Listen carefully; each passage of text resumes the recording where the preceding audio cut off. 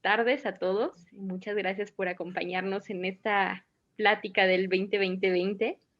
Estamos muy contentos y muy felices de que esta tarde nos acompañe Omar Ramos para poder platicar desde una forma más, digamos, desde la visión más de un especialista en cuanto al tema de estas semanas, que ha sido el consumo de carne y cómo es que el consumo de carne impacta en nuestra huella ecológica, ¿no?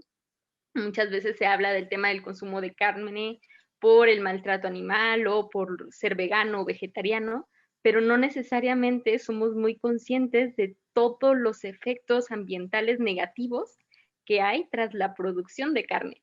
Entonces, pues bueno, para mí es una gran alegría, como les decía, tener hoy a Omar Ramos con nosotros. Ya ha estado con nosotros en algunas otras ocasiones en el proyecto 2020. Y pues bueno, quisiera presentarlo brevemente para que ya después él nos pueda platicar desde toda su experiencia, todo su conocimiento, pues un poco más a detalle de esta situación que ocurre con la carne, ¿no? Entonces, pues bueno, él es maestro de proyectos socioambientales por la Universidad del Medio Ambiente y tiene un enfoque en las áreas de agroecología, turismo sustentable, arquitectura, diseño y negocios socioambientales. También él es el cofundador de Cultiva México, que es como, bueno, que es una asociación que también está en colaboración con el proyecto 2020. Y básicamente, pues el objetivo del proyecto de Cultiva es generar redes de consumo responsable en donde tanto consumidores como productores locales podamos preservar los saberes que hay en torno a la producción y al consumo en cuanto a esta idea de un comercio justo, ¿no? Y de hecho, pues vamos a ver, creo, hoy un poco también cómo toda esta parte de la producción, de cómo se producen los alimentos, cómo nos llegan a nosotros, pues son a veces esos elementos que no vemos, pero que más repercuten en el medio ambiente. Entonces, pues bueno, sin más preámbulos, le doy la bienvenida a Omar. Me reitero, muchísimas gracias por estar por acá. Y bueno, cualquier duda que vayan teniendo a lo largo de la plática la pueden ir poniendo por los comentarios y nosotros se las haremos llegar a Omar para que él las pueda ir contestando al final. Y pues nada, bienvenido, un gusto. Muchas gracias, al contrario, Jessica, muchas gracias por la invitación. Gracias a Sofía por abrir estos espacios yo diría, de reflexión más bien, ¿no? Que nos permiten entrar profundo en áreas en las que todos tenemos algo que decir, algo que hacer, algo que transformar. Y creo que eso nos permite llevar a la acción individual, digamos, problemáticas o poner soluciones al nivel individual sobre problemáticas que a veces parecen muy lejanas, ¿no? Entonces, un gusto al contrario, de estar aquí. Muchas gracias a ti y a todo el equipo de Sofía. Entonces, bueno, vamos a empezar. Como bien lo comentó Jessy, pues estoy involucrado en varios proyectos socioambientales, pero creo que lo más pertinente para la charla del día de hoy es decir que llevo ya alrededor casi 6 años en un régimen vegetariano, y desde esa plataforma voy a tratar también de comentar y de compartir algunas de las experiencias que he tenido a lo largo de estos años en este proceso. Pero en un principio sí me gustaría compartirles algunas de las principales áreas sobre las cuales el consumo de carne, bueno, todo lo que gira en torno a la carne, impacta de alguna manera, ¿no?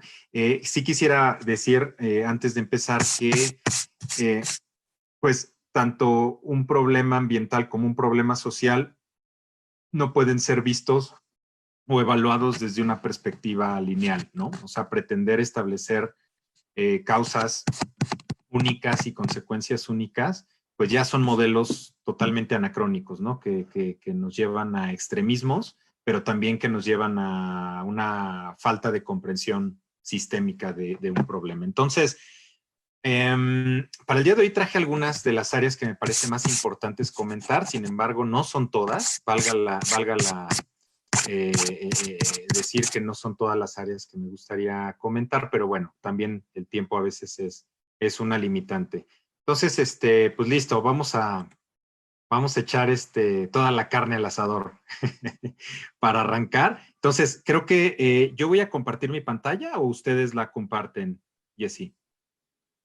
Si la puedes compartir tú, bien, y si no, ahorita te la comparto como tú prefieras. Nada más que creo que tú eres el que tienes ahorita posibilidad de compartir. Ah, buenísimo. Entonces, a ver, la voy a compartir y me dicen, por favor, si logran Perfecto. verla.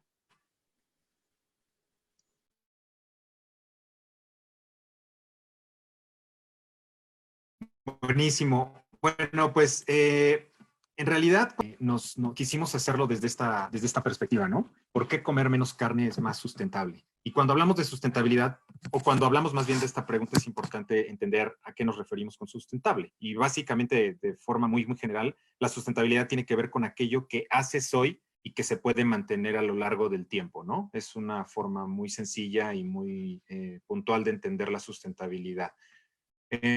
Entonces, vale la pena cuestionarnos si comer carne, incluso, no estoy seguro de si es más sustentable o si es sustentable, como lo estamos haciendo hoy. Bueno, para ponernos en contexto, hay que entender que, pues evidentemente, esta es una postura, una disyuntiva humana, ¿no? Al día de hoy somos casi 8,000, bueno, ya rebasamos los 7,000 millones de seres humanos en el planeta, y la tasa de crecimiento que se ha dado en las últimas décadas, pues ha sido bastante acelerada. A pesar de que la población ya entró en un proceso de decrecimiento, pues se estima que para el 2050 vamos a ser alrededor de poco más de 9,000 millones de seres humanos. Y entonces esto es bien importante tenerlo en cuenta porque la forma en la que vivimos, la forma en la que consumimos, la forma en la que vestimos, la forma en la que nos comportamos, pues tiene impactos que ahorita vamos a ver más a detalle y que evidentemente esto cobra una relevancia fundamental, ¿no? Aquí en el mapa podemos ver, digamos, cómo este crecimiento se está proyectando para los próximos 60, 70 años, o sea, para el 2050 y para el 2100, cuando se cumple el primer centenario de este siglo, el primer centenario, perdón, de este milenio. Entonces, y también lo podemos ver por regiones, particularmente Europa, Asia Central, China, el este de Asia y Pacífico, el sur de Asia, América Latina, que es donde entramos nosotros, África del Norte y del Este, etcétera. Entonces, evidentemente aquí los números cambian en función de cada una de las regiones, sin embargo, el punto importante es que la cantidad de humanos que vamos a estar habitando este planeta va a seguir aumentando, independientemente de que en términos de tendencia estadística haya un decrecimiento, vamos a seguir o vamos a ser más, pues, ¿no? Más humanos en este planeta en los próximos años.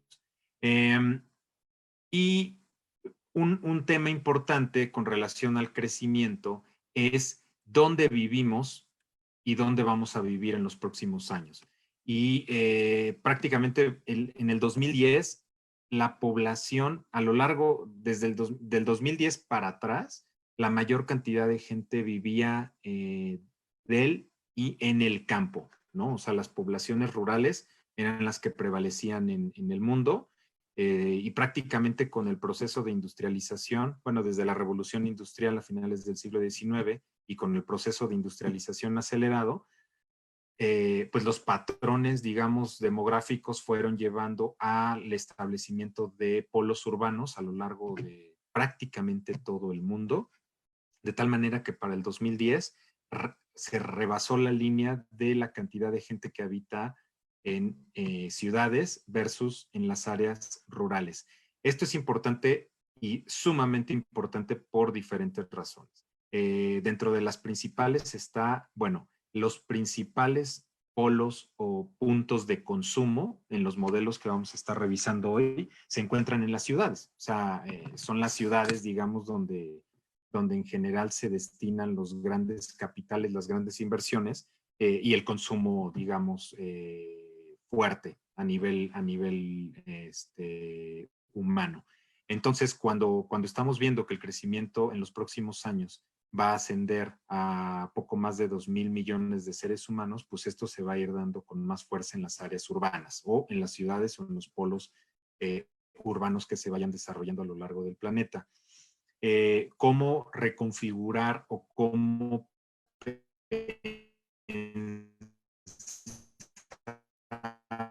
en ciudades más que pues, ha tomado, digamos, la agenda global en los últimos, yo diría, por lo menos 30 años, ¿no? Y lo va a hacer en los próximos años también. Sin embargo, también es importante ver en esta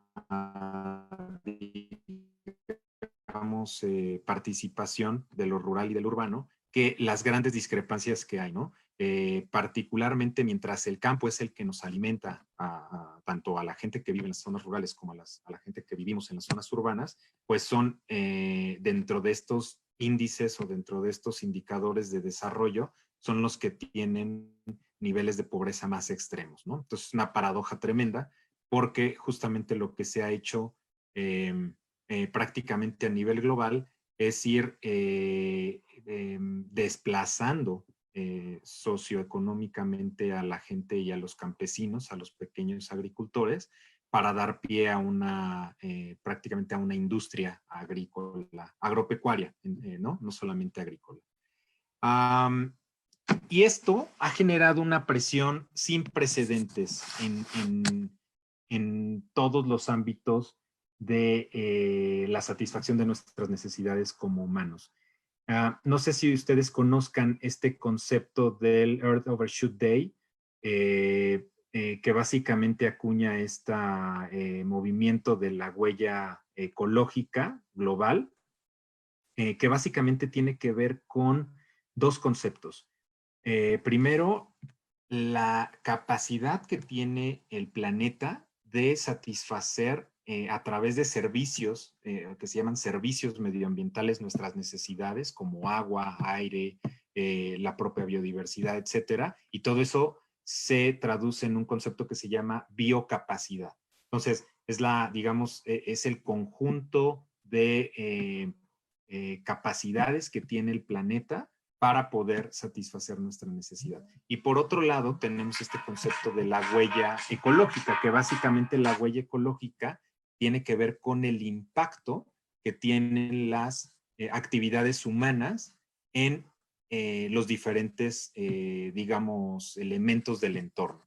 Entonces, cuando juntamos estos dos elementos, justamente podemos entender esta gráfica de aquí, que básicamente tiene que ver con lo que vemos en verde, es cuando son todas las necesidades a lo largo de los años que se pueden ir o que se han podido ir satisfaciendo con la capacidad planetaria que existe, ¿no? Entonces, si lo vemos, por ejemplo, para el año de 1970, pues casi todo el año, toda la humanidad utilizamos todos los recursos o todos los elementos del planeta y esos recursos o esos elementos se pudieron regenerar, ¿sí? Es una forma de verlo.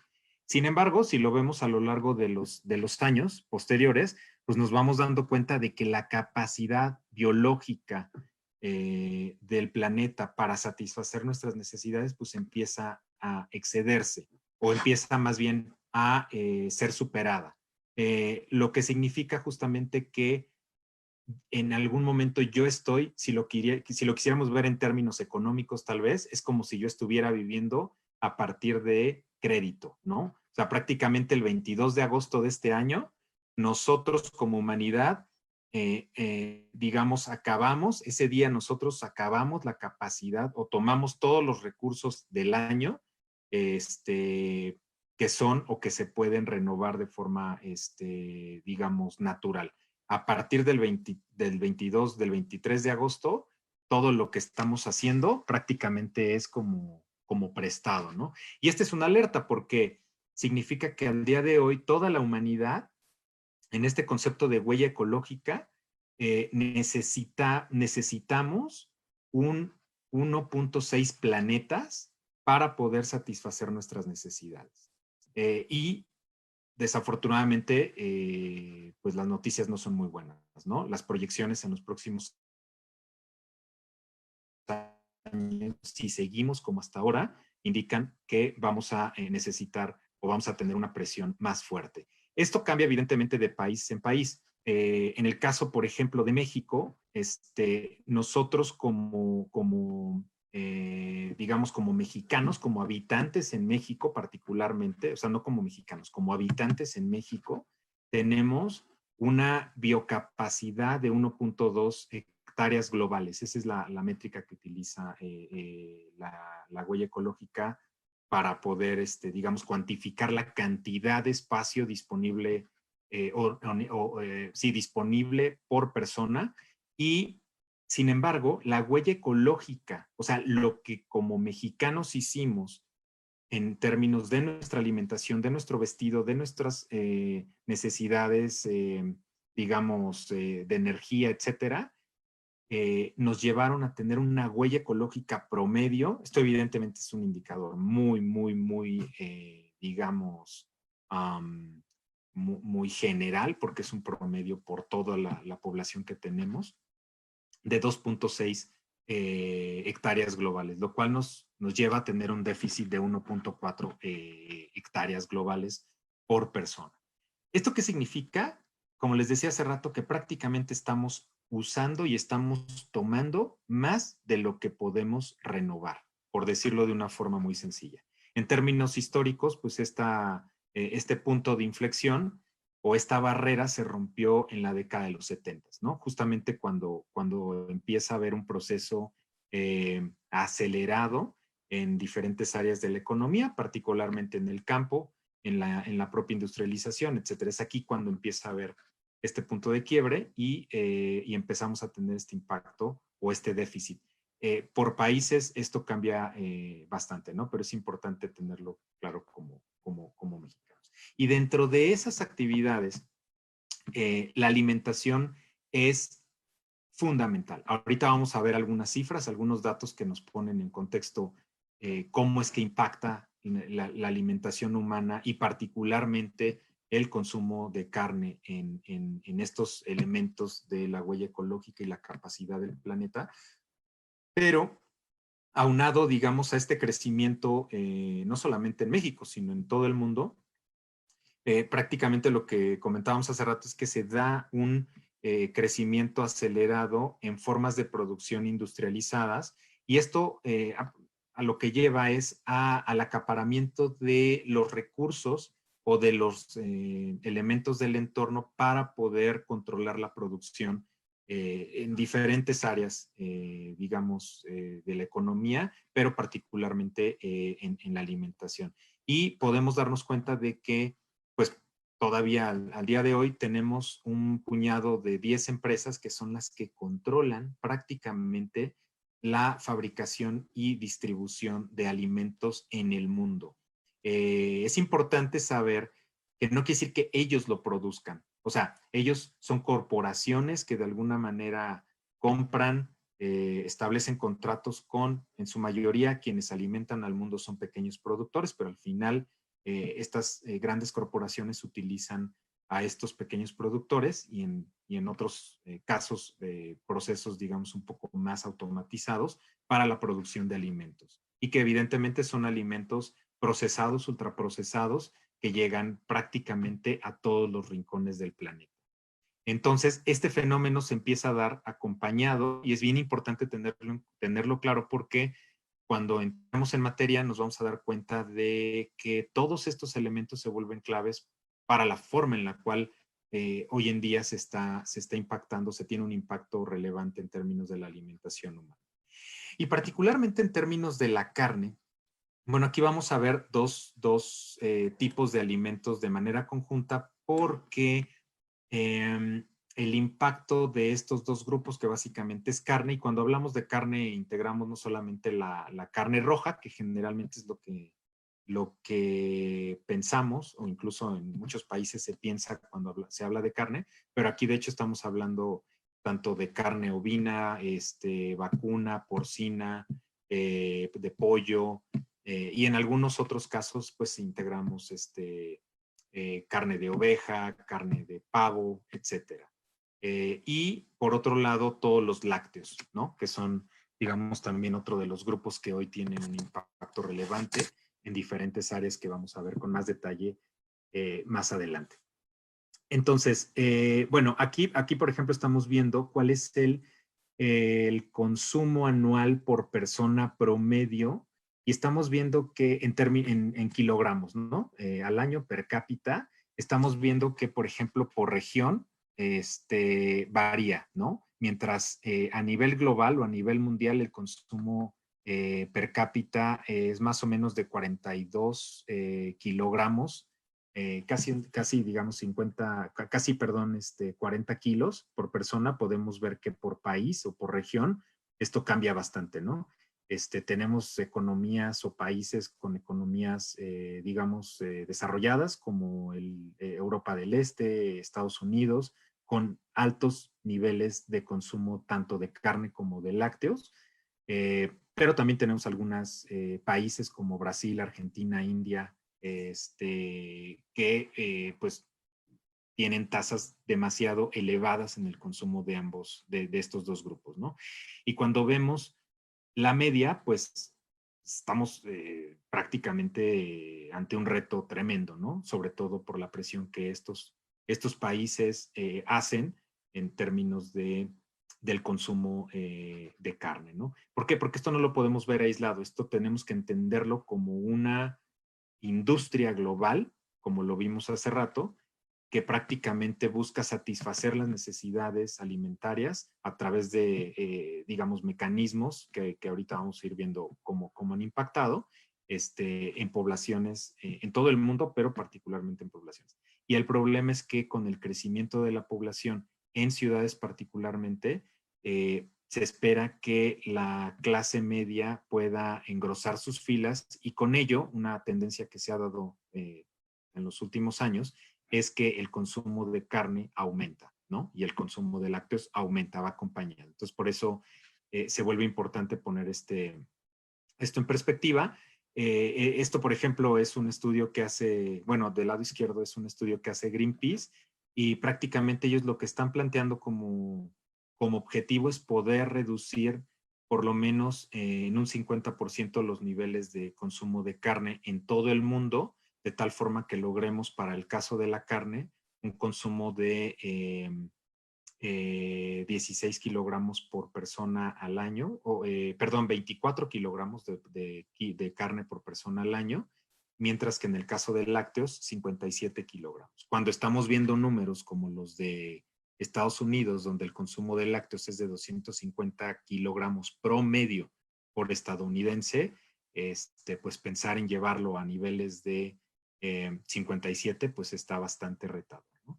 En el caso de México, pues nosotros, este es el costo estimado perdón, el consumo estimado que tenemos. Casi estamos, de hecho, por arriba de la media. Quedémonos con eso. O sea, la media de carne es de 42 kilogramos. La media de lácteos es de casi 100 kilogramos.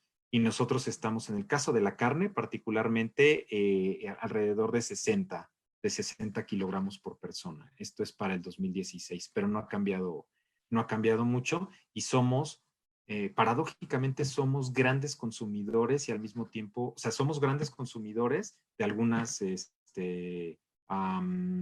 digamos, tipos de carne, particularmente como lo vemos aquí, el pollo y el cerdo son los dos principales y a nivel global también sucede de la misma forma. Y también, bueno, tenemos consumo de pavo, por ejemplo, que es el que aparece ahí abajito, en menor medida, ¿no?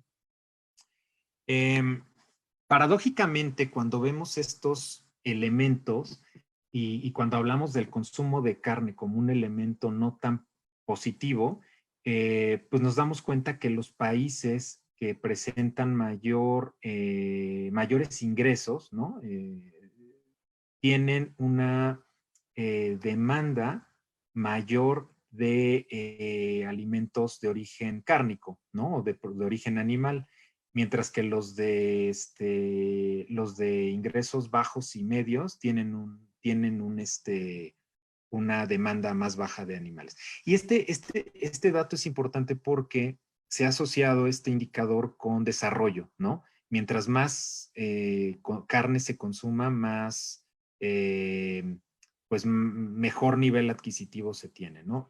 Hoy por hoy ese es un reflejo evidente de lo que sucede en los países desarrollados. O sea, son realmente los grandes consumidores de, de carne, mientras que los de bajos y medios ingresos son en general los grandes productores, ¿no? Mientras que se privilegia la producción o la demanda más bien de cereales en países con ingresos medios y bajos, y otro tipo de alimentos, ¿no? A diferencia de las economías, digamos, más ricas.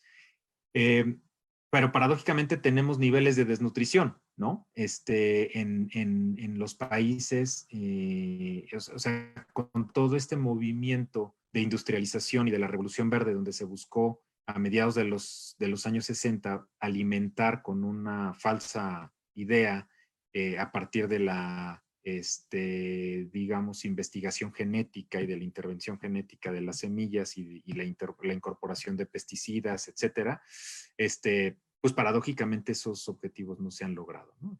Paradójicamente, entre comillas, porque justamente por el modelo de control que se ha dado a partir de estas corporaciones es por lo que no se ha logrado. Pero aquí lo importante a señalar es cómo los niveles de desnutrición se dan a nivel de los países que justamente son los que pues hoy carecen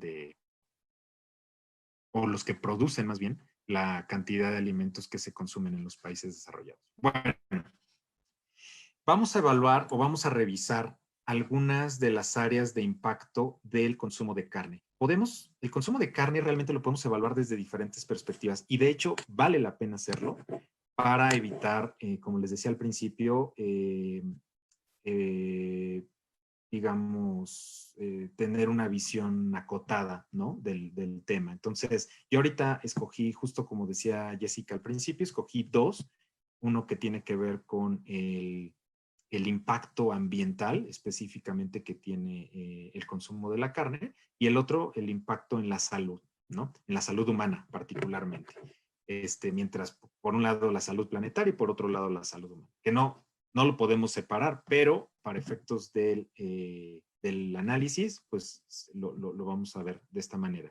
Sin embargo, sí quisiera dejar tal vez digamos, un poco pues, el interés porque podamos abrir otros espacios de discusión o que cada quien pueda profundizar en otras áreas, como por ejemplo, ¿cuáles? El impacto económico, o sea, hay evidentemente toda una industria y una economía en torno a la carne y eso tiene impactos, ¿no? Muy, muy, muy puntuales.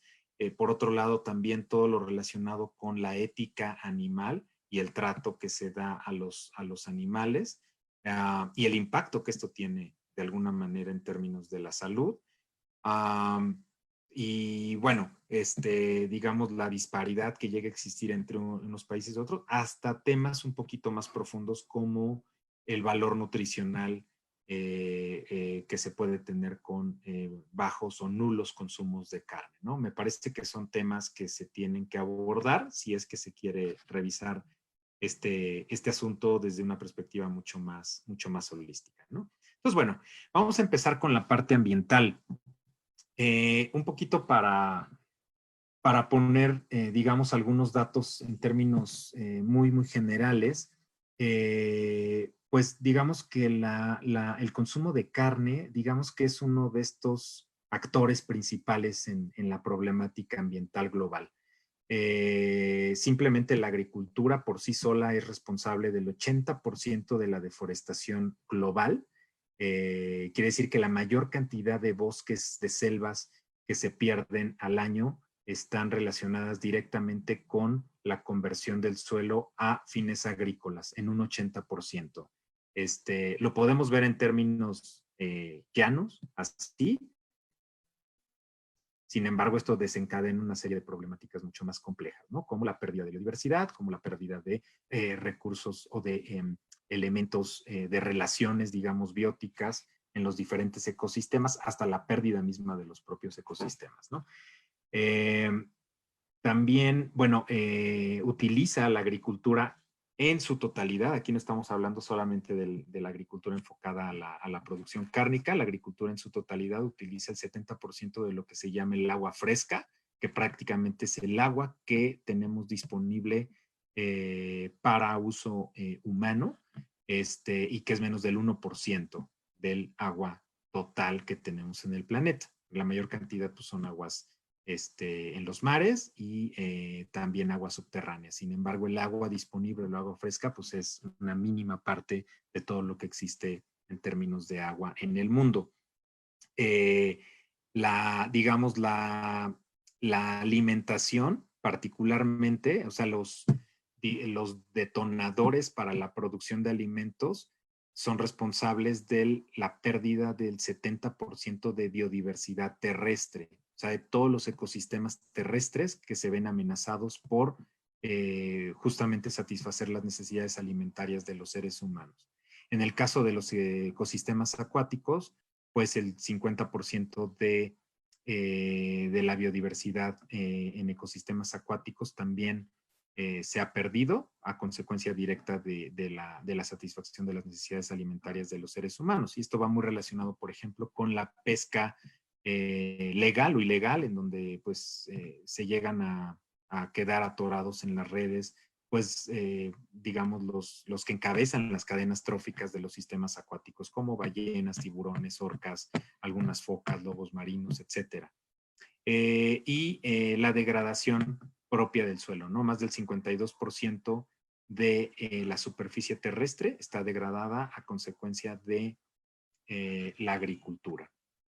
Entonces, bueno, estas son algunas de las grandes cifras o de los grandes números en torno a la agricultura en general.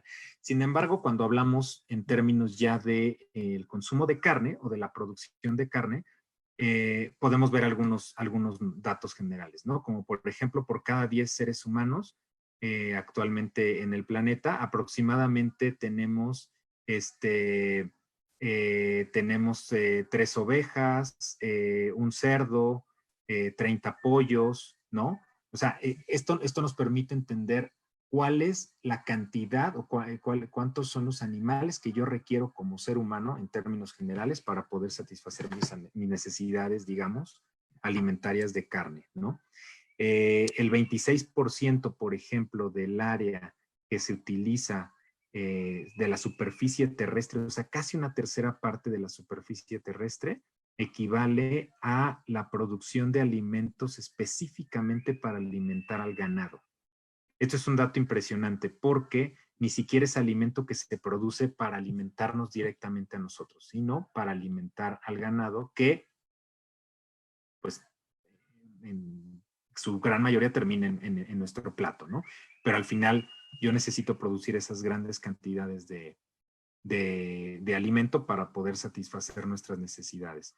El 29% del total de la huella hídrica del sector agrícola equivale o está relacionado con la producción de semovientes o de animales, pues, ¿no? Para el consumo humano.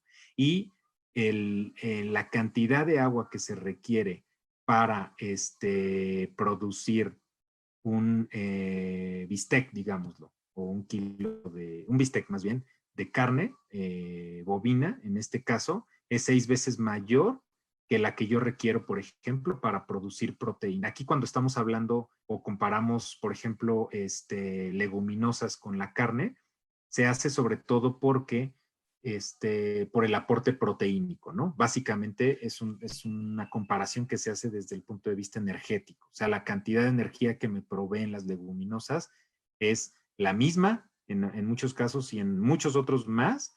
Sin embargo, la presión sobre los ecosistemas pues es radicalmente diferente, ¿no? En el caso del agua estamos viendo que es 6 veces mayor la cantidad de agua que necesito para producir 1 gramo de proteína vacuna o de origen vacuno contra el gramo de proteína en leguminosas. ¿Sale? Bueno, vamos a ir viendo a detalle algunos de estos datos. Para poder entender o para poder encuadrar el impacto ambiental, vamos a ver algunas áreas y este modelo que se llama los límites planetarios es un modelo que desarrolló un grupo de científicos, en su mayoría europeos, a través del Instituto de Resiliencia de Estocolmo en Suecia, y que nos dice cuáles son, digamos, los principales problemas que hoy enfrenta el planeta en función de la actividad humana. Y ellos establecen 9 diferentes límites, ¿no? O 9 diferentes áreas en las cuales se tiene impacto, y hoy 4 de esas áreas pues tienen niveles críticos, ¿no? Para entender un poquito este esquema, que es bien importante, incluso si nos comparten sus correos, podemos mandarles al final digamos, todos los estudios para que los puedan consultar más a detalle, ¿no? Pero bueno, básicamente aquí lo que nos dice el esquema de los límites planetarios del Instituto de Estocolmo es lo siguiente. O sea, yo tengo el planeta y conforme más se va alejando uno de estos 9 áreas, ¿no? Donde tenemos flujos bioquímicos, usos del agua dulce, cambios en el uso de suelo, la integridad de la biosfera, que está muy relacionada con el mantenimiento de la biodiversidad, o dicho de otra forma, la pérdida de biodiversidad, lo podemos ver desde las dos perspectivas. Bueno, cambio climático, nuevas entidades o elementos nuevos que en su mayoría pues se desconocen sus impactos, el agotamiento del ozono estratosférico, que esto fue uno de los, seguramente algunos de ustedes recordarán que la capa de ozono pues fue un problema, fue como el tema, ¿no? En los 90s, del que se hablaba tal vez al nivel del que se habla hoy de cambio climático, y la carga de aerosoles atmosféricos, que va un poco relacionado con y la acidificación de los océanos. Entonces, estos son, digamos, los límites que establece este grupo de científicos en torno a poder continuar con nuestra supervivencia como humanidad a partir de como su nombre lo dice, de los límites que el propio planeta establece, ¿no? Entonces vamos a empezar en el caso del cambio del uso de suelo. Bueno, si se fijan, tenemos 4 áreas que los límites planetarios establecen en su última versión, que son críticos, ¿no? Paradójicamente, si ustedes lo ven, ahí me llama mucho la atención este esquema porque se habla mucho de cambio climático, y si bien cambio climático está pues en un nivel, digamos, aquí le llaman en la zona de incertidumbre, ¿no? O sea, riesgo en aumento, pero pues lo más crítico es lo que está en anaranjado fuerte, ¿no? Y justamente ahorita vamos a hablar un poco de los flujos bioquímicos, ¿no? O sea, la crisis del nitrógeno y del fósforo. Pero bueno, tenemos el cambio de uso de suelo que está, de hecho, más fuerte que como lo plantean aquí para el caso del cambio climático, y la integridad de la biosfera, ¿no? En el caso, por ejemplo, del cambio del uso de suelo, ya lo veíamos al principio, que la principal razón para, digamos, transformar los suelos, y cuando decimos los suelos nos referimos a la vocación del suelo, ¿no? O sea, forestal, cambia a que sea una ciudad, o que cambia a que sea un pastizal, o que cambia a que sea un sembradío, etc. Entonces, el 65% de los cambios de uso de suelo a nivel global están relacionados con la producción de alimentos para los animales, para alimentar el ganado. Decíamos hace rato que el 26% de la superficie terrestre del planeta, o sea, si lo viéramos en términos de todo lo que equivale a la superficie terrestre, pues el 26% está destinado a simplemente alimentar ganado. Entonces, cuando hablamos de, tratemos de ir trayendo esa pregunta a lo largo de la charla, si es sustentable el consumo de carne para los próximos años, pues aquí se empieza un poquito a asomar la respuesta, ¿no? Bueno, otro de los grandes problemas ambientales tiene que ver con los flujos biogeoquímicos. Bueno, este es un tema que de poco se habla y, pues si ustedes lo ven es el problema más grande, ¿no? Integrado junto con la integridad de la biosfera en términos de los límites planetarios. ¿Y a qué se refiere esto? Bueno, básicamente tenemos, para que la vida sea posible en el planeta, necesitamos ciertos elementos químicos, ¿no? Para que las plantas puedan crecer, necesitan tres grandes nutrientes, ¿no? Que es básicamente lo que les da la mayor cantidad de sostén, pero no lo único, sino la mayor, y es justamente nitrógeno, fósforo y potasio. Entonces, sucede que existen procesos naturales, existe un ciclo del nitrógeno, y tal vez para entender el esquema de los límites planetarios, es importante saber que la vida o los ciclos, más bien, el planeta contiene ciclos, ¿no? Está el ciclo del agua, está el ciclo del carbono, está el ciclo del fósforo, está el ciclo del hidrógeno, está el ciclo están los ciclos tróficos o las cadenas tróficas, ¿no? Que al final se vuelven ciclos también, etcétera. Entonces, esto permite que la vida se abra curso de manera sostenida, ¿no? Estos ciclos justamente lo que permiten y lo que facilitan es eso, ¿no? O habilitan la vida. Entonces, existe un ciclo del nitrógeno y un ciclo del fósforo. Sin embargo, particularmente con la revolución industrial, con la revolución verde, perdón, o con la tecnificación del campo y la incorporación de agroquímicos, pues prácticamente se empezó a crear estos elementos que están de manera natural, pues el nitrógeno es el gas con mayor presencia en la atmósfera, y el fósforo, digamos, se aporta a partir de diferentes fuentes, particularmente a partir de ciertos minerales, a partir de la orina, por ejemplo, la orina, casi todos los mamíferos, incluyendo el ser humano, tiene un alto contenido de fósforo. Sin embargo, pues la Revolución Verde nos dejó eh, digamos, la síntesis química o la fabricación de estos elementos. ¿Y qué es lo que ha sucedido? Pues simplemente que se han sobre explotado, en el caso del fósforo, las minas de fósforo, que por cierto solamente 4 países tienen este recurso mineral no renovable, y en el caso del nitrógeno, pues estas plantas a través de las cuales justamente se fabrican estos fertilizantes, como la que explotó en Líbano, pero que de manera natural, digamos, a través de procesos biológicos, bioquímicos, la naturaleza incorpora estos macronutrientes al proceso de la vida. Bueno, ¿qué es lo que ha sucedido? Pues que prácticamente la sobrenitrogenización, la erosión, han hecho que todo este nitrógeno y todo este fósforo que yo saqué de algún lugar termina en los mares, termina primero en los cuerpos de agua superficiales, como los ríos, los lagos, las lagunas, etcétera, y después va a los mares, y no solamente pierdo la fertilidad de los suelos, sino que prácticamente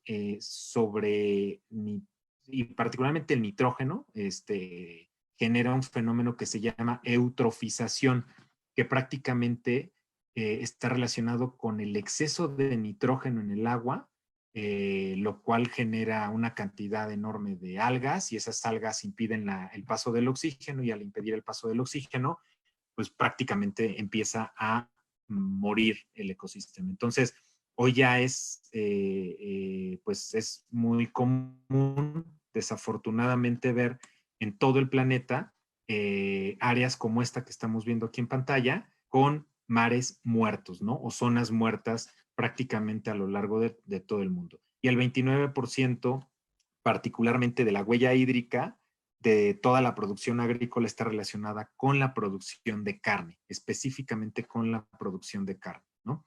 Eso es importante tenerlo en el radar. Estas son, si lo vemos en el mapa, los puntitos rojos que vemos son mares o son zonas costeras que ya están muertas. O sea, no hay vida. Si nosotros vamos a Missouri, si nosotros vamos a algunas costas del Mediterráneo, si nosotros vamos a varias, digamos, zonas costeras en el mundo, vamos a encontrarnos con grandes superficies. Se tiene, digamos, presente que hay más de 600 sistemas documentados, sistemas o áreas muertas, ¿no? En todo el planeta.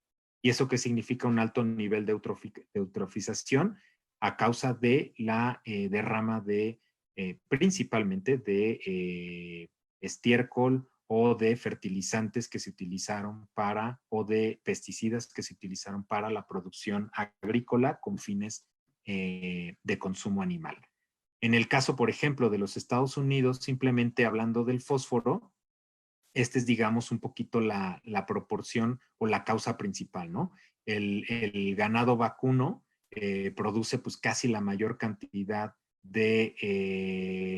digamos, de contaminación digamos, por exceso de fósforo en los mares. Los nutrientes como el nitrógeno, el fósforo y el potasio no deben de llegar a los mares, deben de llegar a los suelos. Y los suelos no logran, digamos, retener, asimilar, procesar estos macronutrientes justamente porque presentan un alto nivel de erosión. Entonces, cuando tenemos suelos altamente erosionados, pues simplemente lo que sucede es que se vuelve una especie como de plancha de concreto, donde prácticamente todo se lava y todo va a terminar a los mares, ¿no? Y este es uno de los problemas más grandes. ¿Por qué? Porque si el fósforo en su, digamos, versión de extracción minera se acaba, pues prácticamente habrá que pensar en qué hacemos como humanidad, porque es un recurso no renovable. Y por eso a mí me gusta ponerlo en perspectiva, porque si se fijan es uno de los problemas más grandes de los cuales poco se habla, ¿no? Relacionado con esto, pues también está la generación de aguas negras, ¿no? El hecho de que nosotros llevemos un alimento a nuestra mesa y lo echemos pues, por el caño y este caño va a desembocar a los ríos, a los mares, a los lagos, pues simplemente estoy desnutriendo el suelo y estoy contaminando el agua. O sea, estoy desligando totalmente un proceso productivo. Y ahí se va, digamos, dentro de esta crisis también está ese elemento, ¿no? Pero bueno, ahorita nos enfocamos específicamente en el consumo de carne y la producción de carne que genera este fenómeno. Luego tenemos la integridad de la biosfera, que tiene que ver específicamente con la pérdida de biodiversidad y de riqueza de especies en todo el mundo. Bueno, digamos, este indicador o para este indicador utilizamos la WWF ha desarrollado, que básicamente consiste en monitorear más de 2,000 especies en todo el mundo y ver cómo se comporta o cómo se ha comportado, pues ya sea la afectación a estas especies o incluso la pérdida, ¿no? Y aquí podemos ver, por ejemplo, que más o menos un 68%, o sea, ha habido un decrecimiento de estas especies a nivel global, en cuanto a este índice se refiere, de un 68%. Y esto varía por grupos de animales, ¿no? O sea, tenemos, o de especies, tenemos especies o plantas forestales, tenemos vertebrados, tenemos invertebrados, y esto también cambia a nivel de región. No se alcanza a apreciar muy bien aquí, pero pues la mala noticia es que en el caso del último reporte que publicó la WWF, la región con mayores afectaciones en términos de pérdida de biodiversidad es América Latina, ¿no? Todo lo que tenemos acá en América Latina, más o menos acá, probablemente no se alcanzan a ver bien los números, pero es más de un 90% la pérdida que tenemos en América Latina. O sea, somos la región con mayor pérdida. Y de manera muy, digamos, fuerte, pues todo lo que se ha perdido en la selva amazónica a causa justamente de la conversión para pastizales y potrero en esa región, ¿no? Que es, digamos, uno de los principales zonas o áreas que aloja la biodiversidad, incluyendo, incluyendo tanto especies acuáticas como especies terrestres, ¿no? En el caso de, por ejemplo, de especies terrestres, bueno, el humano prácticamente desde que somos humanos, desde que los homínidos existen y desde que empezamos a poblar el planeta, hay una tendencia clara a ir desplazando a a los grandes mamíferos en este caso, ¿no? Y pues esto no deja de ser la excepción, desafortunadamente, a pesar de todo lo que ya hemos visto y hemos vivido. Entonces tenemos aquí, por ejemplo, cuáles son las principales amenazas para especies terrestres, aves y mamíferos. Pues vemos que la agricultura, por ejemplo, es la principal actividad que amenaza. Después tenemos la tala, el desarrollo, que está muy relacionado con la construcción de zonas urbanas, particularmente. Tiene un poquito de industria, pero principalmente está relacionada con la construcción digamos, de ciudades, la caza y las especies invasoras. Y esto de las especies invasoras es también bien importante tomarlo en consideración porque muchas de digamos, de los impactos que se han tenido justamente tienen que ver con la incorporación de animales, plantas en ecosistemas que no corresponden, ¿no? Y muchos de ellos justamente para la alimentación humana, ¿no? Eh, y bueno, acá a lo que se enfrentan en este caso los grandes herbívoros a nivel mundial, pues tenemos la caza por carne, ¿no? Que es digamos, en el caso de la explotación y la caza por parte de los cuerpos. En el caso de la ganadería, pues ahí la competición, ¿no? Simplemente es, pues yo quito un bosque, una estepa para meter ganado y pues evidentemente eso, digamos, elimina técnicamente digamos, las especies que puedan estar ahí, ¿no? En los Estados Unidos, en México, en nuestro país, se ha ido recuperando poco a poco la presencia en áreas silvestres del lobo mexicano.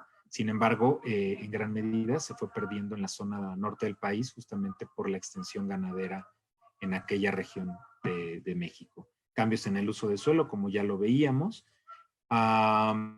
Y bueno, la otra parte que tiene que ver con los conflictos, ¿no?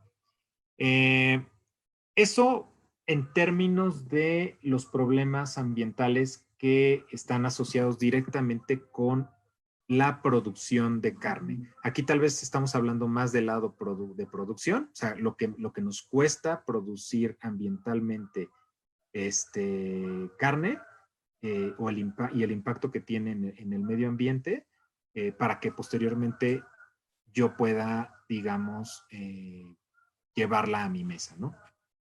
Ese es, digamos, como que hay otras áreas o hay más elementos que impactan, digamos, dentro de la parte ambiental. Sin embargo, estas me parecen como las principales que habría que tener en el radar, no solamente por, digamos, justamente porque son los que más evidentes son, sino por el impacto que puede tener para la propia supervivencia nuestra en este planeta, ¿no? Eh, Sin embargo, por otro lado, tenemos el impacto que tiene el consumo de la carne en nuestro propio esquema de salud, es decir, en mi propia salud. Entonces, pues prácticamente podríamos decir que en los últimos 20 años se han hecho diferentes trabajos para poder poner en perspectiva la ingesta de carne y las consecuencias que esta genera, ¿no? Entonces, este es un diagrama que se desarrolló en el Reino Unido y que justamente por diferentes científicos y que justamente pone en perspectiva cuáles son los alimentos que se catalogan como saludables. Prácticamente quiere decir que pues, los puedo consumir en las cantidades que yo quiera en términos de salud humana.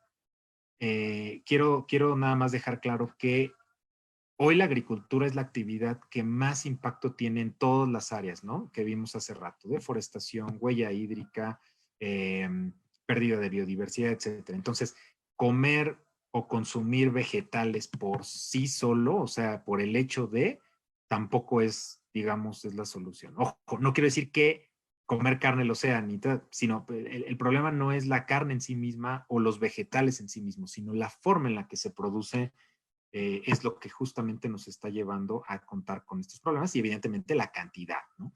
Este, por eso lo quiero señalar, porque cuando vemos estos grupos de alimentos, pues podemos tener grandes extensiones de monocultivo de trigo o de maíz o de frijol y estarlos fertilizando con agroquímicos, y pues eso no es lo que realmente. Pero acá, digamos, en lo que se enfoca este estudio es qué impacto tiene en la salud humana específicamente.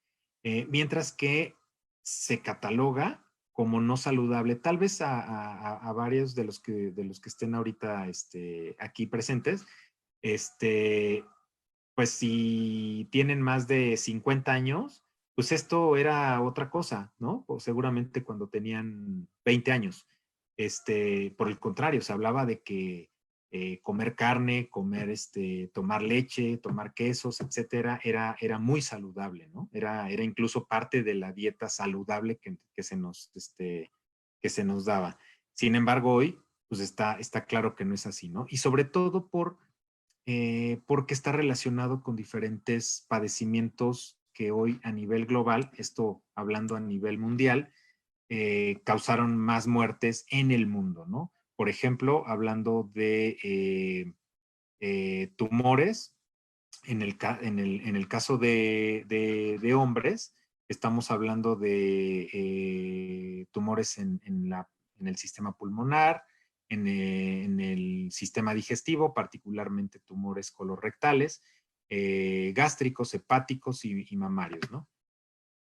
Eh, Esto con base en los datos que nos da el Centro Internacional de Investigaciones sobre el Cáncer. Esto hace varias décadas pues no se tenía. Y se recomienda, se han empezado a externar o a plantear ingestas de carne más reducidas, ¿no? De lo que, digamos, se viene consumiendo a nivel global en los últimos años. De tal manera que incluso nos permite decir que por cada 50 gramos, por ejemplo, de ingesta de carne procesada, aumenta el riesgo en estos padecimientos. Pero ahora sí que hasta en esto hay sus peores y no tan peores, por decirlo de una forma, ¿no?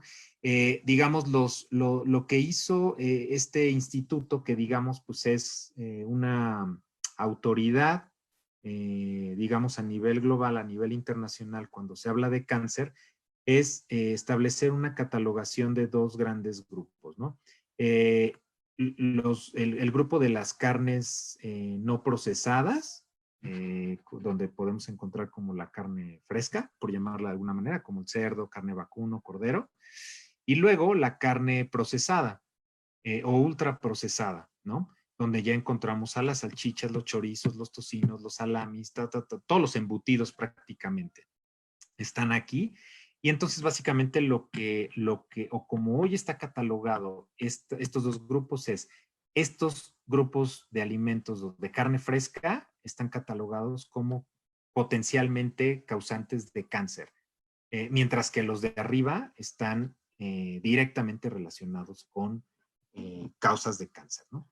Entonces, eso es importante tenerlo en perspectiva, porque nos permite también ahorita relacionarlo con varios de los principales problemas en términos de cáncer que llegamos a tener en nuestro país, ¿no? Hablando ya específicamente de México, por ejemplo, de acuerdo al Atlas Alimentario, al Atlas de la Carne, pues nos podemos dar cuenta, en el caso de México, cómo privilegiamos en los hogares el consumo de muchos de estos alimentos ultraprocesados, cárnicos específicamente, como los embutidos, ¿no? Y de ahí pues nos vamos casi hasta abajo a las carnes frescas, que son las que catalogan como potencialmente pueden llegar a causar cáncer. Pero los de hasta arriba, que son los que más privilegio en mi consumo o en mi gasto, en este caso como familia en México promedio, pues son los que más se consumen. Y en el caso de nuestro país,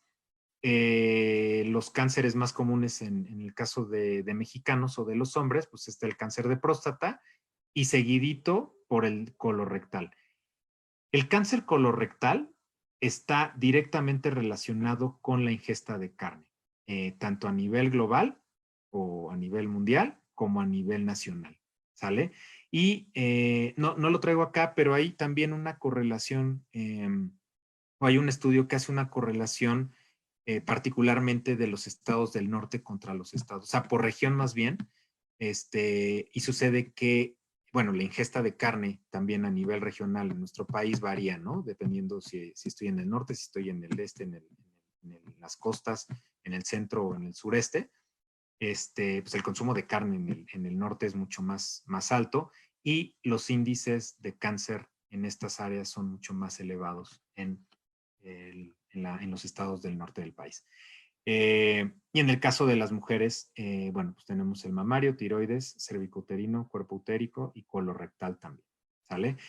Entonces, aquí lo que es importante tener en perspectiva es cómo la ingesta de carne me puede llevar a desarrollar alguno de estos padecimientos con mayor probabilidad o con una probabilidad muy alta en el caso de los embutidos, ¿no?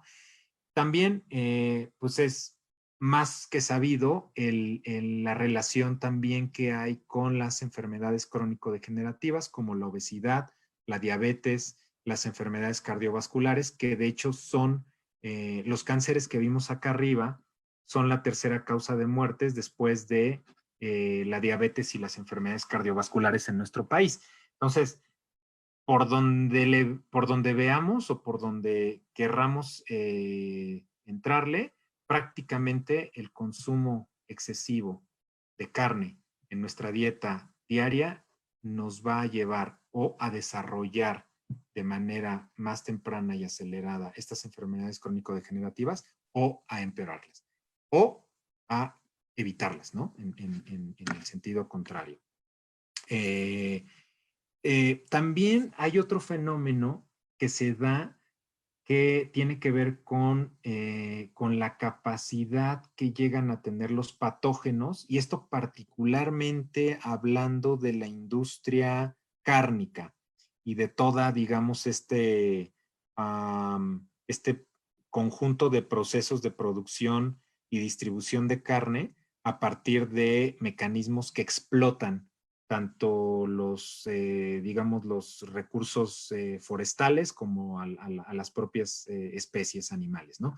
Entonces, ¿qué es lo que sucede? Bueno, pues se aplican antibióticos o medicamentos a los animales justo pues, para controlar, en este caso, enfermedades o patógenos. Sin embargo, lo que ha sucedido es que los microorganismos pues desarrollan, digamos, tienen un proceso de evolución constante y sonante. Entonces, cuando se aplica un antibiótico en determinada ave o en determinado grupo de animales, en una granja, etcétera, se empieza a generar resistencia.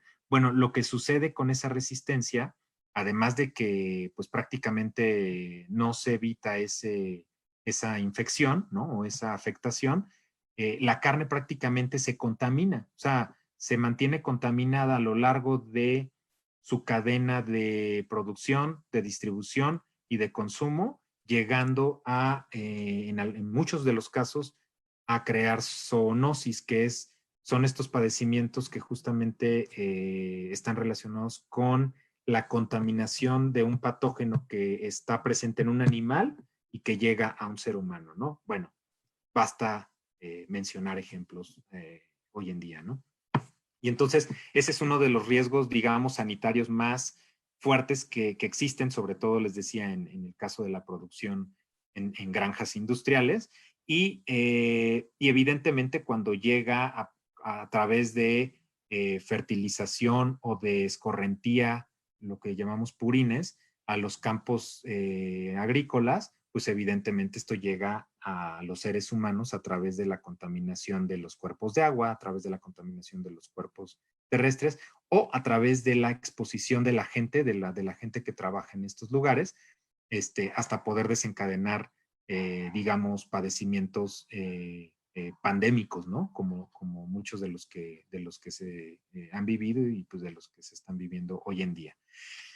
Entonces, bueno, aquí pues no hay realmente mucho que decir. O sea, el plato del buen comer es una herramienta que nos permite tener una guía un poquito mucho más clara de cómo poder privilegiar una alimentación muy, muy baja en carne o incluso totalmente baja en carne. Si se fijan, no sé si ustedes recuerden, hace algunas décadas, este esquema se hablaba más bien de una pirámide, ¿no? Era una pirámide en donde la mayor cantidad de alimentos que se planteaban sanos eran justamente los que hoy vemos que no debemos consumir, ¿no? Prácticamente todos los alimentos de origen animal, incluyendo lácteos.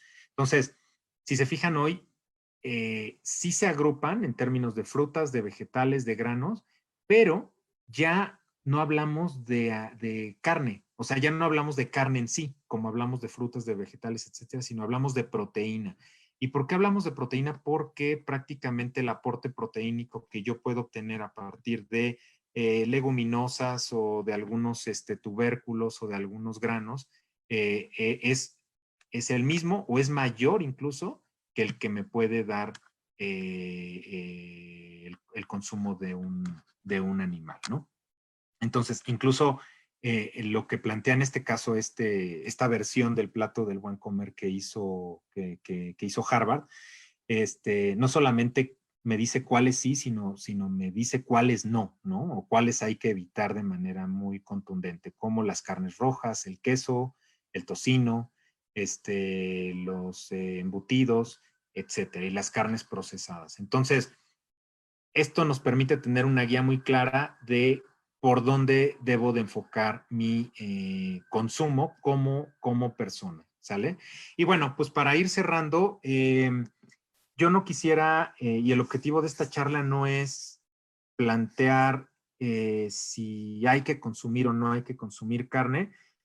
Ah, estos son, digamos, los datos, ¿no? Algunos de los datos que hoy tenemos a nivel en cuanto al impacto del consumo de la carne. Lo que sí les puedo decir es que, pues, a lo largo de todos los años que llevamos como humanidad, el consumo de la carne nos ha acompañado y probablemente los problemas principales relacionados con la ingesta de la carne tienen que ver más con la forma en la que se está produciendo hoy, las cantidades en las que se está produciendo hoy esa carne para satisfacer ciertas necesidades. Entonces, aquí la invitación es primero a que podamos, bueno, ahorita lo vamos a ver, algunas ideas que quisiera compartir con ustedes, pero de entrada, como fórmula así, si lo queremos ver de manera inmediata, es tratar de privilegiar el consumo local y ecológico. Ya hay toda una estructura en cuanto a lo que significa la producción de carne ecológica o el ganado ecológico. Y básicamente este paradigma, primero lo que privilegia es que el consumo, perdón, la producción y la manutención y los procesos a través de los cuales esos animales sean mantenidos no pongan en riesgo el espacio en el cual se encuentran, ¿no? Se habla, por ejemplo, de que 1 a 2 vacas por hectárea sería más que suficiente. Evidentemente, cuando escuchamos estos números, pues suenan casi imposible, porque el consumo que hoy tenemos es, como lo veíamos hace rato, es totalmente desproporcionado, ¿no? Pero también la alimentación que se le da a estos animales, el pastoreo, hay técnicas de pastoreo para que no degraden o erosionen el suelo y posteriormente sea pues casi imposible poder regenerarlo, etcétera, etcétera. Entonces, existen diferentes proyectos hoy a nivel global y particularmente en nuestro país. Estos son algunos de los proyectos en donde yo puedo encontrar productores, pequeños productores que tienen o privilegian prácticas pecuarias ecológicas y que de alguna manera yo sé que me voy a llevar un alimento sano en todos los sentidos, no solamente en el sentido personal del impacto que esa carne pueda tener para mi salud, sino que la forma en la cual se está llevando a cabo, digamos, el proceso de alimentación y de crianza de ese propio animal. Entonces, estos son algunos de los puntos que me gustaría, pues, dejar como tal vez a manera de conclusión y de reflexión. Primero, esto que comentábamos al principio, ¿no? Cualquier solución lineal está condenada al fracaso. Es decir, muchas de las discusiones en torno al consumo de la carne y a la producción de la carne están enfocadas a si se deja de producir o si se deja de consumir o si se consume o si no. Y cuando lo vemos en estas dos líneas, se vuelve muy complicado poder no solamente entender el problema, sino ofrecer soluciones reales. Entonces, yo los invito a que podamos evitar soluciones lineales. O sea, si yo solamente voy a evaluar la afectación en términos de un padecimiento por el consumo de la carne, me voy a quedar muy corto, ¿no? O sea, tenemos al menos 10 variables que evaluar, como les decía hace rato, económica, nutricional, ecológica, etcétera, etcétera, etcétera. Entonces, sí es bien importante saber que este tema tiene un área, un conjunto de áreas que se tienen que revisar con mucho cuidado. Y ya si lo llevo a mi esquema personal, primero hacer un diagnóstico, ¿no? ¿Cómo estoy al día de hoy? Yo como persona, o si estoy casado, estoy juntado, vivo con mis papás, etcétera, con mi novia, con mi novio, ¿cómo es mi consumo actual de carne? Acuérdense que lo que no se mide no se puede mejorar. Entonces, sí es bien importante saber, y ojo, cuando hablamos de carne ya vimos todos los elementos que involucran a la carne. O sea, desde la carne, okay, pensamos en la carne roja, pero también estoy hablando del pollo, pero también estoy hablando del pescado, estoy hablando del pavo, estoy hablando del conejo, estoy hablando de todo lo que es de origen animal, incluso los lácteos. Entonces, y existen algunos elementos que me van a permitir aproximarme a un proceso individual más realista, ¿no? Primero, ¿cuánto consumo? O sea, ¿cuál es la cantidad, y si lo podemos llevar a kilogramos, de carne que consumo al mes y luego entonces al año? Y eso me va a permitir poner en perspectiva todos los números que hace ratito mencioné. Y ya entrando más en profundidad, esto es el mero consumo en términos de cantidades. Pero la siguiente, yo les diría, esta es la parte donde realmente vale la pena entrar más a fondo.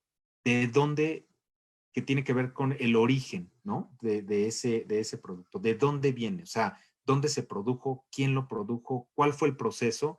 Y yo les apuesto que la próxima vez que hagan esa pregunta, cuando estén frente a su plato de comida, muy probablemente pocos, si no es que muy pocos o nadie, va a poder responder esa pregunta. Incluso si le preguntan a la persona que les está comercializando o vendiendo ese producto. Entonces, yo los invito a que hagan este diagnóstico y que sí lo trabajen de manera muy profunda.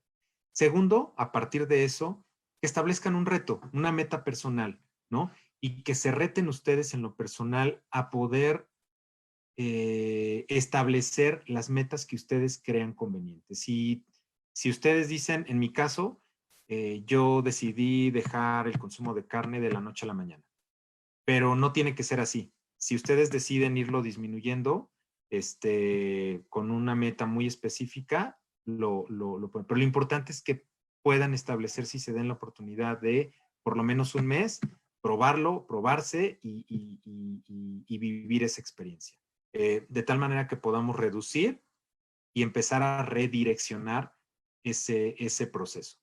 Y finalmente, poder evaluar un poco más a fondo. No me enfoqué en esos temas en esta charla, porque también implica un debate bastante grande, pero otras alternativas, ¿no? Otras alternativas que incluso llegan a ser un poco radicales de cara al tema que estamos tocando, como por ejemplo el veganismo, que prácticamente no solamente tiene que ver con el consumo de cualquier alimento que haya tenido animales en su proceso, y los propios animales, evidentemente, sino todo lo que tiene que ver con la ropa, los muebles, etcétera, ¿no? Ese es el veganismo. La trofología, que también es una línea de alimentación que parte de la combinación de alimentos para que nuestro sistema, nuestros diferentes sistemas, a partir del sistema digestivo, pueda tener un procesamiento mejor y más eficiente de los alimentos y con eso un metabolismo muy eficaz. Mucha gente que practica este método y bueno, hay muchos otros, ¿no?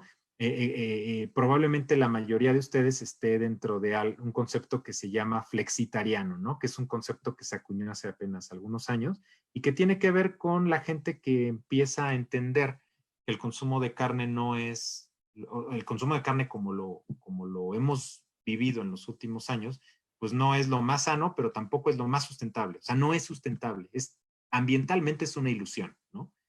Y entonces, bueno, pues disminuyen este consumo de carne. Entonces,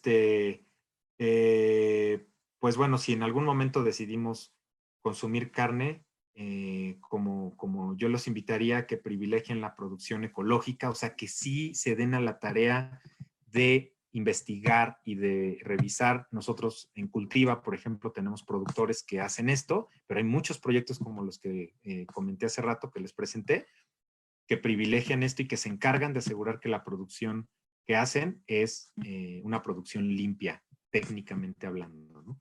Local, o sea, que si yo voy al supermercado o al mercado incluso, pues la carne tal vez que yo estoy consumiendo ahí viene probablemente ni siquiera es nacional, ¿no? Y bajo un esquema de comercio justo, que es fundamental, ¿no? Que los productores realmente sean los que se vean mayormente beneficiados, no solamente en el caso de la carne, sino en cualquier producto. Pero ahorita hablando de la carne, justamente que yo pueda saber exactamente de dónde viene lo que yo estoy consumiendo, ¿sale? Entonces, bueno, pues esto es a grandes rasgos lo que quería compartir con ustedes. No sé, Jessy, si tengamos alguna o algunas dudas, preguntas, observaciones. Estás en mute. Muchísimas gracias, Omar. Creo que ha sido sumamente interesante conocer como muchas otras perspectivas relacionadas con lo del tema de la carne.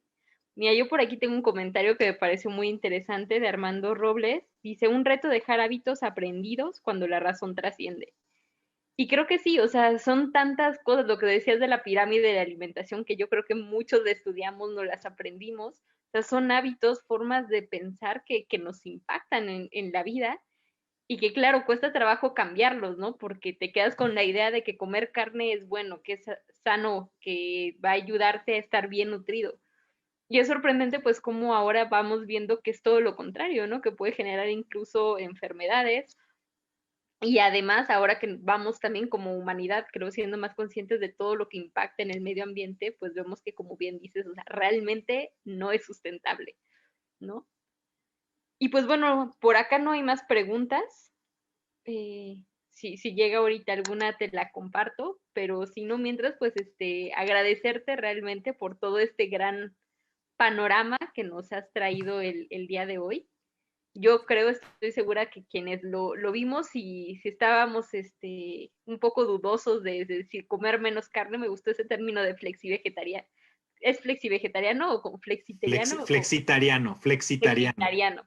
Es que están los carnívoros, los omnívoros, los vegetarianos, los veganos, y este concepto nació apenas es un concepto más mercadológico porque la industria pues tiene que pensar como en todos los perfiles, pero justo es la persona como que pues consume de todo, pero en menores cantidades, ¿no?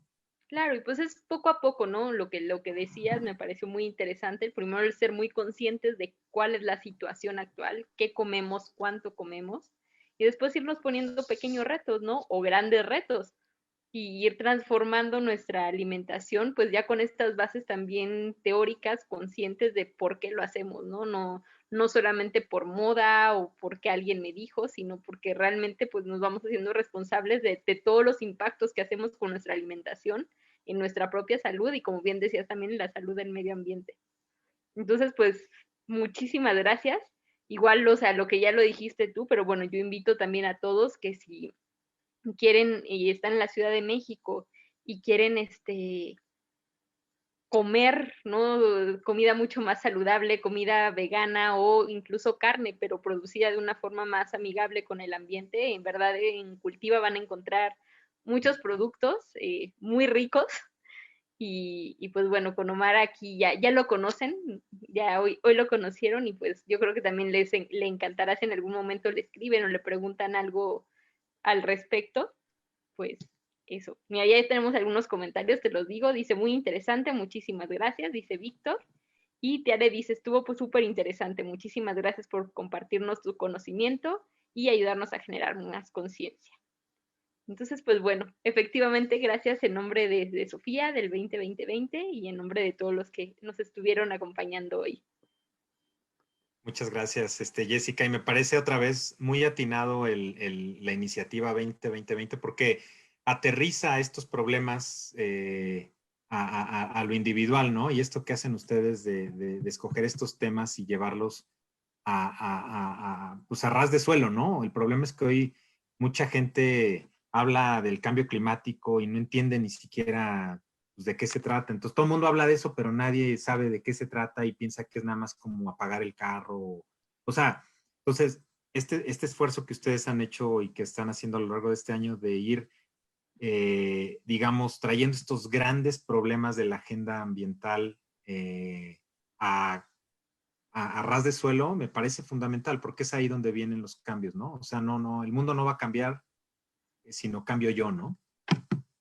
Pues sí, esa es la idea y pues estamos sumamente contentos de que lo reconozcas y de que además formes parte de esto y que pues seamos, como decías, ¿no? Cada vez más los que de forma individual vayamos haciendo estos cambios, porque si no, no vamos a lograr, yo creo, eso que soñamos de un mundo mejor, un mundo más sustentable, ¿no? En términos ambientales, pero pues también en términos sociales, económicos y personales. Entonces, pues bueno, muchísimas gracias también y un gusto estar aquí compartiendo desde diferentes proyectos este trabajo, ¿no? Por crear un mundo aunque sea un poquito mejor. Gracias a ustedes. Gracias, Jessy. No, gracias a ti, muchas gracias a todos los que nos acompañaron. La próxima semana no se pierdan una nueva acción que les estaremos compartiendo a partir del lunes. Muchas gracias y bonita noche a todos.